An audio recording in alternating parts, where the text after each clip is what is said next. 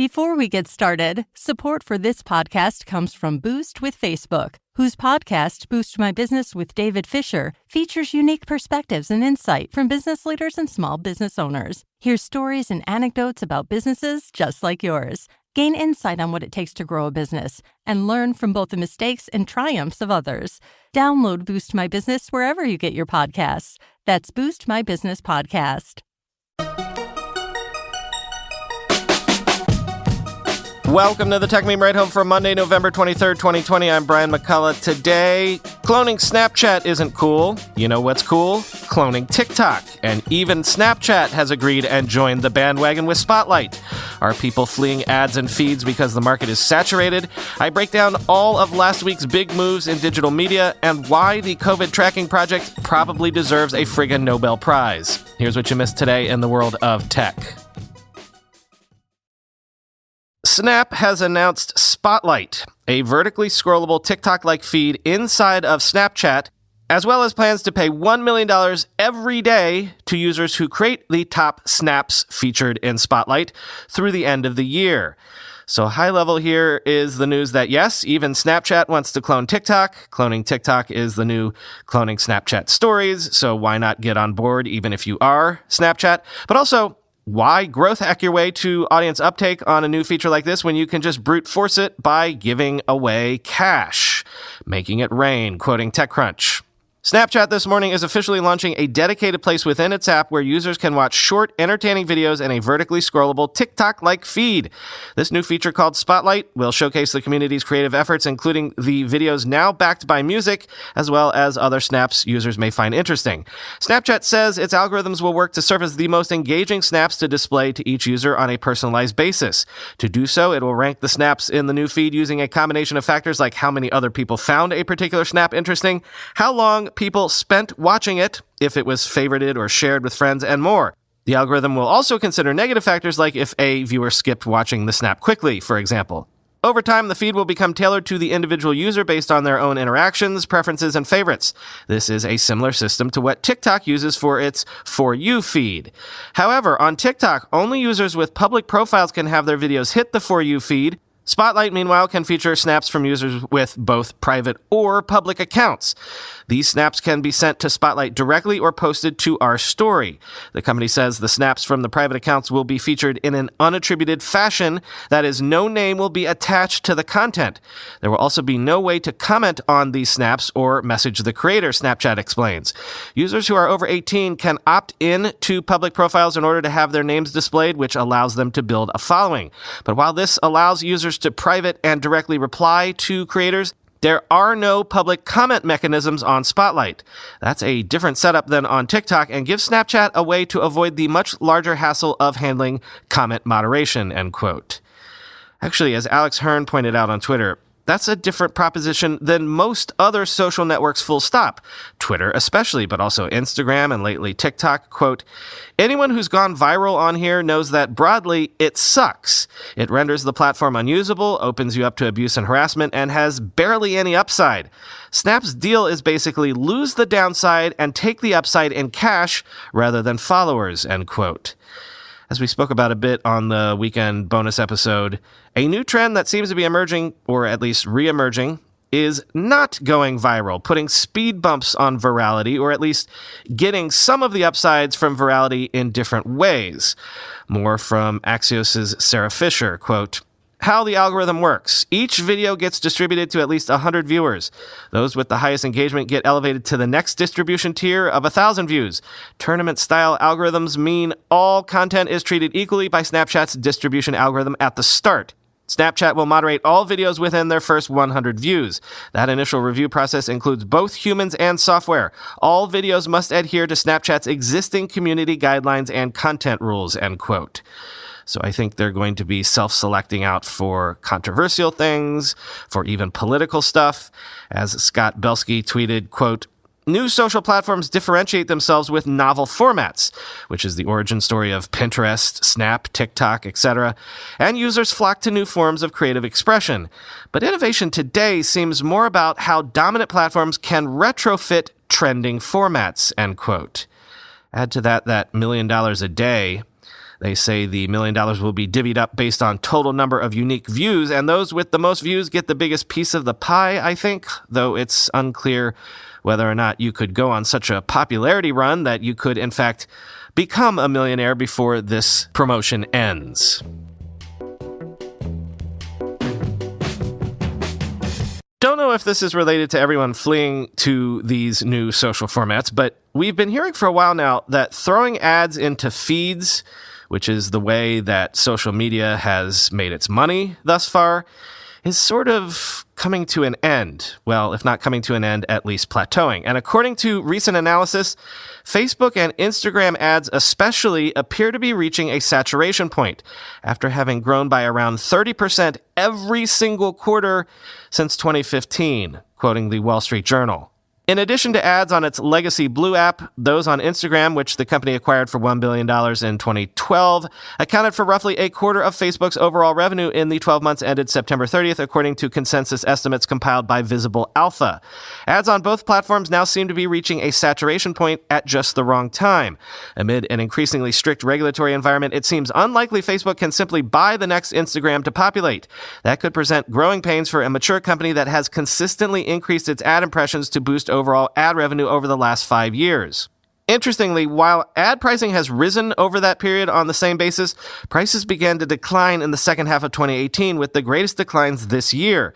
In the second quarter, for example, Facebook said ad prices declined 21% versus the prior year, while ads served increased 40%. There are multiple explanations for all this. Initially, much of the pricing decline came from a mix shift toward stories, where ads are fleeting, and geographies Facebook said monetize at lower rates. But lately, competition from social media peers appears to have become more formidable. Third quarter sales from Snap's Snapchat and Pinterest grew 52% and 58% respectively versus last year, for example. Facebook sales grew less than 22% over the same period, albeit off a much larger base. The combination of lower prices and more ads served has meant Facebook has at least kept investors happy amid the pandemic, but especially since many of its users have fled its legacy app for the younger, cooler Instagram, oversaturation of that platform could risk flight of its users from Facebook platforms entirely. With regulators threatening to break it up, Facebook isn't likely to be able to acquire anything meaningful for now. And adding ads to WhatsApp, a messaging service for which Facebook paid a whopping $19 billion in 2014, would likely be a non-starter for many of its more than 2 billion users, there for its encrypted privacy. Facebook has said it would instead try to monetize the app through hosting services paid for by merchants. Still, Facebook's attempts to generate revenue outside its ad business are unproven. Nearly 99% of overall revenue in the third quarter came from advertising, end quote. So I gave Google gruff last week for being a one-trick advertising pony, because of that, trying to squeeze blood from a stone on search and display ads. But it seems maybe the reckoner is coming for social and especially Facebook, too.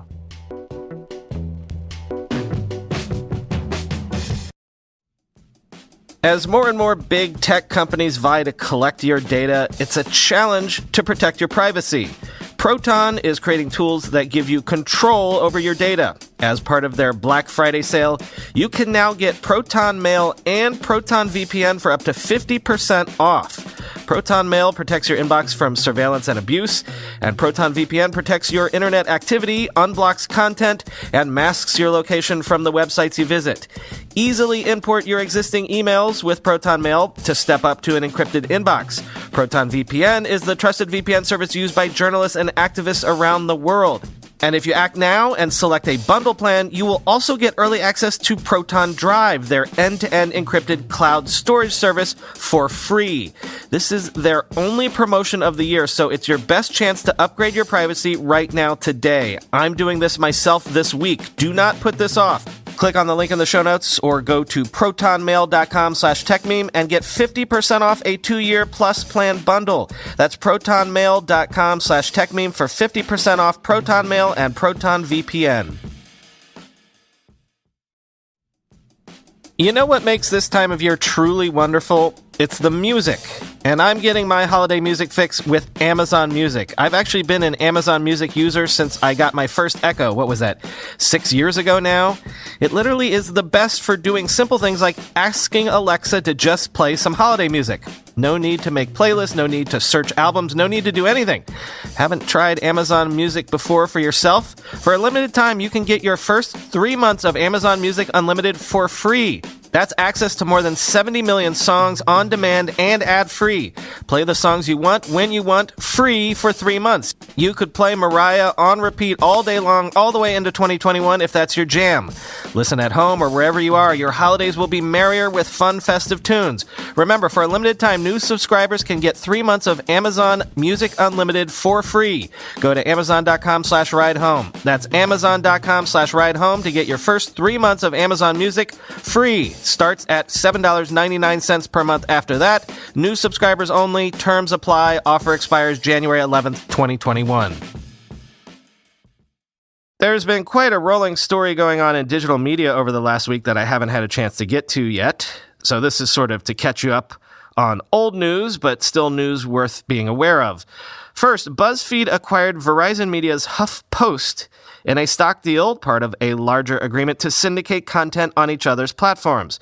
Quoting the Wall Street Journal, new media companies like Buzzfeed and HuffPost were growing at breakneck speed a few years ago as online readers flocked to fast-paced delivery of news, lifestyle, and entertainment content, and advertising dollars followed.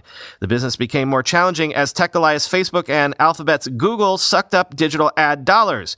The coronavirus pandemic delivered yet another blow this year. While some publishers have found success developing revenue from subscriptions and e-commerce, many players in the sector have pursued mergers to chart a path forward.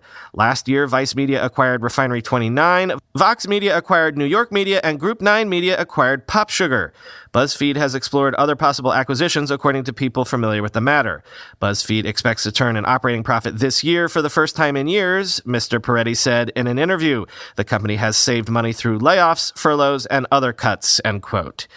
Yes, full circle for Jonah Peretti, who helped launch the Huffington Post back before he jumped ship from there to found BuzzFeed. But also, in the last few months, another big digital media player, Vox, has seen some really big names leave that company, including Andrew Sullivan, Kara Swisher, who we all know and love, and now two of the actual founders of Vox, Ezra Klein and Matt Iglesias. What's interesting here is how it relates to some things we've been talking about, specifically the Substack phenomenon. Iglesias and Sullivan both decamped to Substack to start their own newsletter empires, joining Glenn Greenwald, who also left the publication he founded recently, to do something similar on Substack. Note also that another Vox founder, Lauren Williams, is leaving Vox to found a nonprofit news organization serving Black audiences.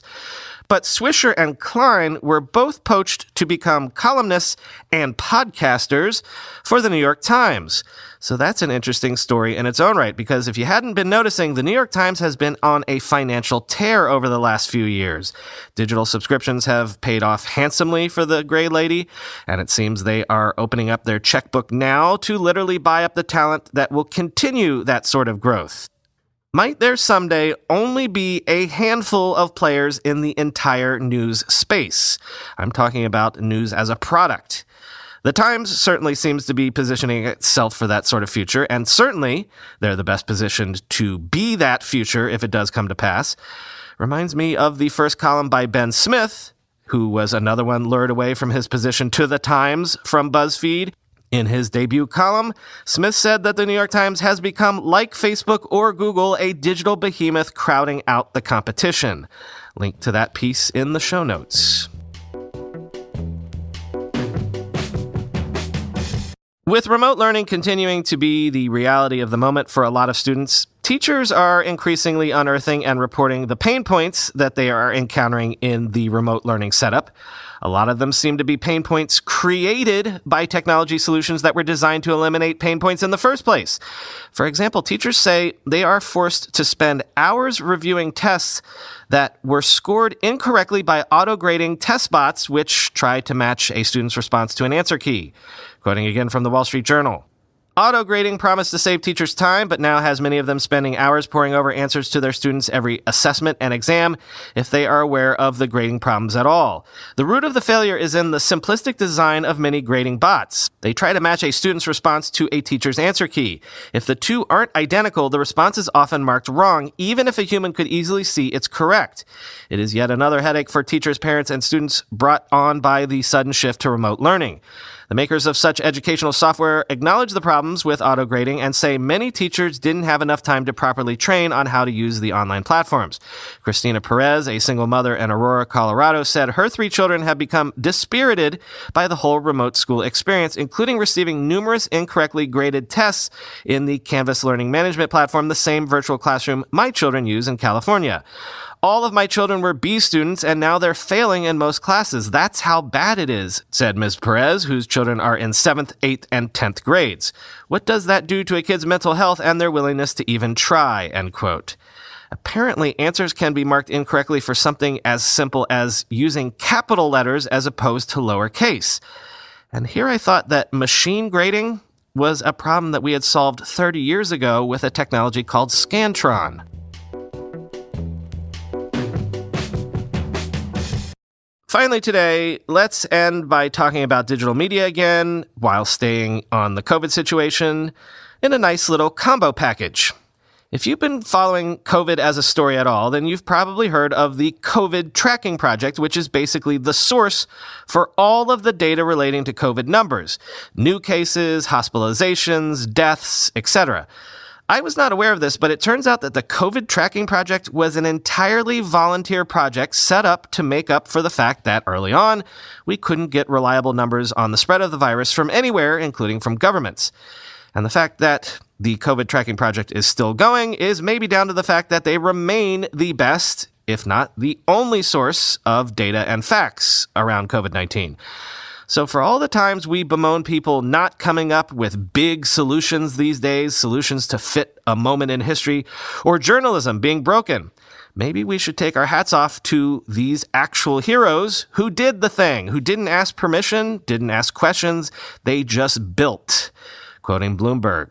This critical repository of health information started improbably with 3 journalists, a data scientist / biotech investor, and a couple of spreadsheets. Back in late February, the coronavirus was still a sleeper threat in the U.S., with new cases popping up in 1s and 2s around the country and signs of hidden spread on the West Coast. Officials in the Trump administration held briefings touting the government's rapid rollout of testing, but they couldn't answer one important question: how many tests were being done? Alexis Madrigal, a technology writer at The Atlantic, and Robinson Meyer, an environmental writer at the magazine, decided to call every state and find out how many tests had been performed, plugging the numbers into a spreadsheet. While federal officials were talking about having distributed millions of tests, the 2 journalists reported on March 6 that fewer than 2,000 people in the U.S. had been checked for COVID. Soon after the story published, Madrigal heard from an old friend, Jeff Hammerbacher. He and Madrigal had attended Harvard together. Madrigal got an English degree and became a journalist. Hammerbacher studied mathematics and went on to start the data team at Facebook. Unbeknownst to Madrigal, Hammerbacher, who now helps found biotechnology companies but previously worked in medicine, applying data science techniques to research, had his own spreadsheet. He posted it online, kept updating it, and got feedback from readers. I guess I'll keep doing this, Hammerbacher recalls. When Madrigal's first analysis was published at The Atlantic, Hammerbacher emailed him, "Hey, did you guys use my spreadsheet for this?" Madrigal and Meyer's sheet was full of quotes from health department officials, while Hammerbacher's set was set up to become a proper database. They decided to team up until the data from the government got better. Co-founder Aaron Kassane, an editor and community manager who works in journalism and technology, joined around this time.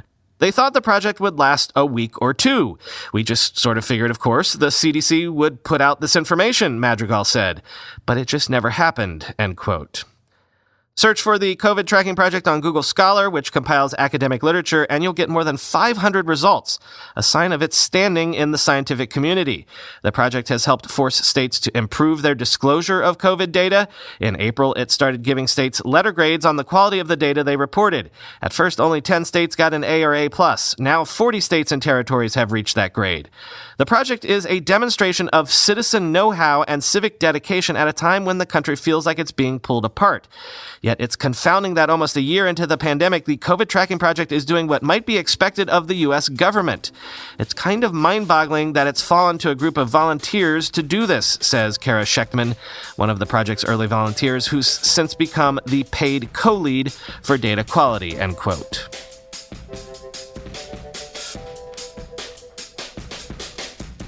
Did you notice that I had to dig a bit for news today?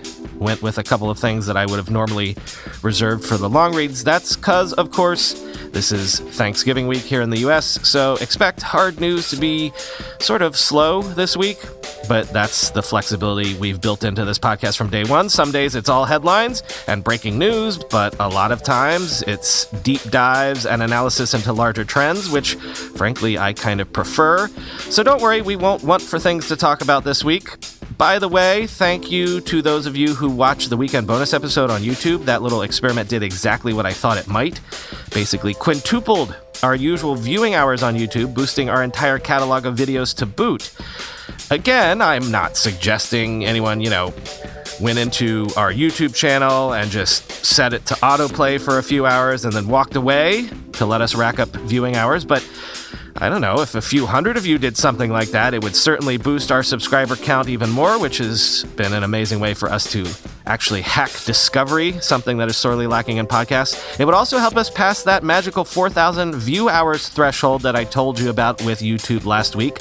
Maybe we could pass that by the end of the year. So, I'm not saying anyone do that, but if you press play on our YouTube channel and walked away, food for thought. Talk to you tomorrow.